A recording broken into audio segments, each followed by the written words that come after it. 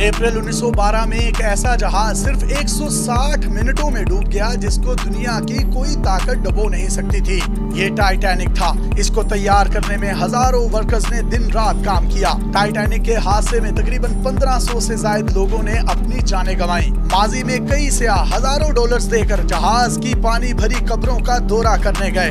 अब टाइटन के मुसाफिर लाखों डॉलर्स देकर मौत के हकदार ठहरे। कई दहाइयों तक टाइटैनिक का मदफन नामालूम था। 1985 में टाइटैनिक के मलबे की दरियाफ्त ने इसको दोबारा जिंदा कर दिया। 1997 में जेम्स कैमरून ने टाइटैनिक पर फिल्म बना दी और कई डॉक्यूमेंट्रीज बनाकर इस कहानी को हमेशा हमेशा के लिए अमर कर दिया। टाइटैनिक 882 फीट एक लंबा द्योहेकल बहरी जहाज था। ये 11 अप्रैल 1912 को बर्तानिया से न्यूयॉर्क की तरफ रवाना हुआ। इसमें 2200 से ज्यादा मुसाफिर और अमला था। 1,30,000 पाउंड से ज्यादा गोश्त और मछली, 600 रोटियां पकाने और बर्फ डालने वाले चिमटे थे। इसके साथ साथ 32 लाइफ बोट्स को जहाज में रखने के लिए खसूसी तौर पर इंतजाम किया गया था। बहरी जहाज का ये बहरी सफर शुरू हुआ तो इसको 30 से ज्यादा बर्फ की वार्निंग्स दी गई, जिसको टाइटैनिक ने मुकम्मल तौर पर नजरअंदाज कर दिया। ये बहरी जहाज न्यूयॉर्क की तरफ आहिस्ता आहिस्ता बढ़ रहा था। सब लोग बहुत खुश थे। अमेरिकन और ब्रिटिश एलीट एक दूसरे के साथ वाइन्स के गिलास पीते हुए एंजॉय कर रहे थे कि अचानक रात को 11:40 पर ये एक आइसबर्ग से टकरा गया। टाइटैनिक को अनसिंकेबल कहा जाता था, यानी कभी ना डूबने वाला जहाज। किसी ने ये दावा भी किया था कि इसके कप्तान ने कहा था कि टाइटैनिक को कोई नहीं डुबो सकता, यहाँ तक कि खुद खुदा भी इसको नहीं डुबो सकता। लेकिन अल्लाह हर चीज पर कादिर है।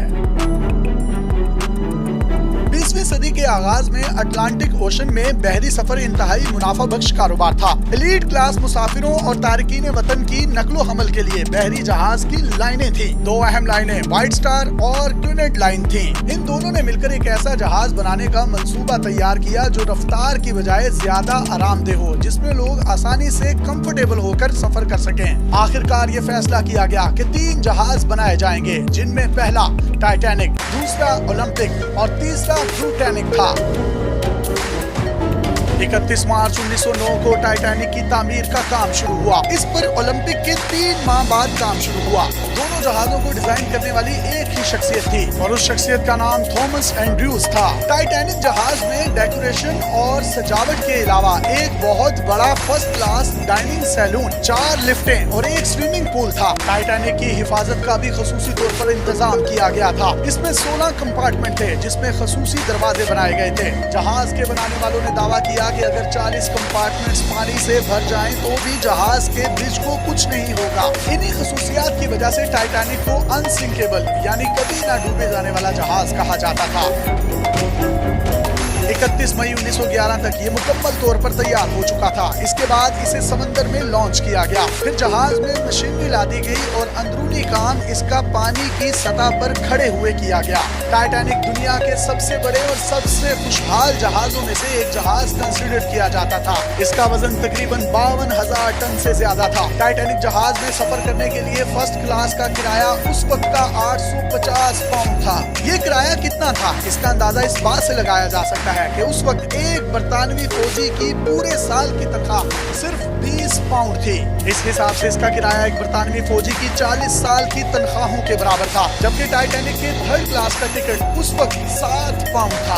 सफर के दौरान टाइटैनिक के रेडियो ऑपरेटर्स को बार बार बर्फानी तोदे की वार्निंग्स दी जाती रही, लेकिन ये उन्हें नजरअंदाज करते रहे। 14 अप्रैल की शाम को टाइटैनिक ने एक ऐसे इलाके के करीब जाना शुरू किया जहां बर्फ के तोदे मौजूद थे। कप्तान ने जनूब की तरफ जाने के लिए जहाज का थोड़ा सा रुख तब्दील किया, ताहम उसने जहाज की रफ्तार तकरीबन 22 नॉट बरकरार रखी।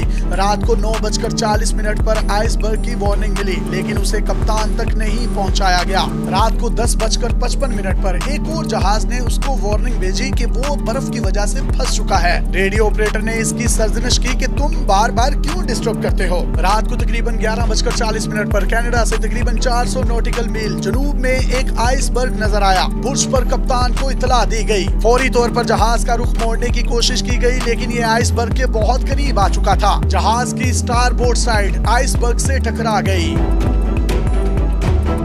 ज्यादातर माहिरीन का ख्याल है कि जहाज को मोड़ने से उसकी रफ्तार सुस्त हुई, जिससे कंपार्टमेंट्स में पानी भरा। अगर ये सीधा ही आइसबर्ग से टकराता तो शायद इतना नुकसान ना होता। टाइटैनिक ने अपनी मदद के लिए कई सिग्नल भेजे, लेकिन इसके बावजूद कोई भी जहाज बर वक्त उनकी मदद के लिए ना पहुंच सका। अब जहाज ने आहिस्ता आहिस्ता डूबना शुरू किया। अब जैसे ही ये डूबना शुरू हुआ तो पानी में लाइफ बोट्स को उतारने का काम शुरू कर दिया गया, लेकिन 2200 लोगों के लिए ये नाकाफी थी। इनमें से सिर्फ 1178 लोगों को बचाया जा सकता था।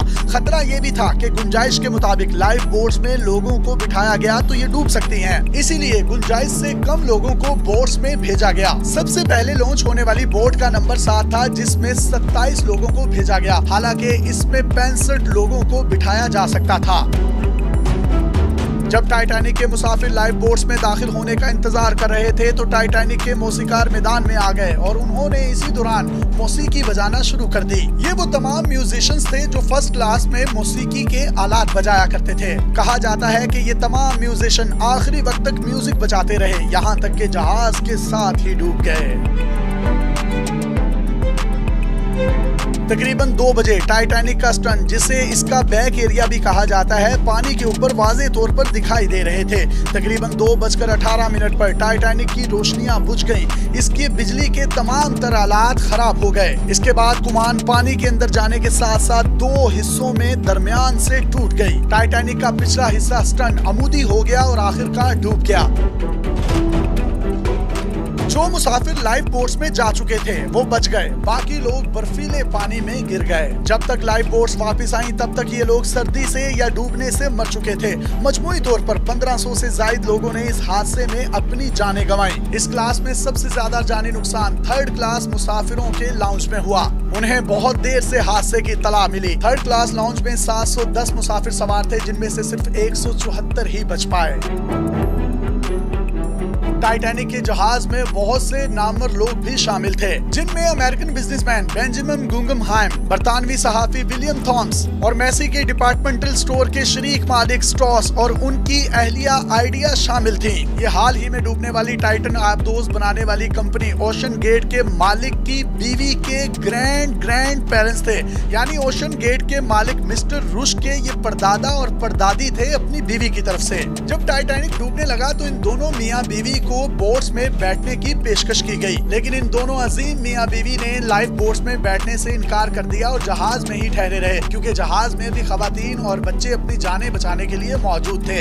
ये दोनों अपने कंपार्टमेंट में एक दूसरे से गले लगकर लेटे रहे और जहाज के साथ ही बहरा ओकेयानूस की गहराई में कहीं खो गए। अपने मेजबान यासिर शामी को पाकिस्तान के सबसे बड़े digital media network daily Pakistan से इजाजत दीजिए। फिर और किसी अजीम कहानी के खौफनाक अंजाम के साथ आपकी खिदमत में हाजिर होंगे। तब तक के लिए अल्लाह।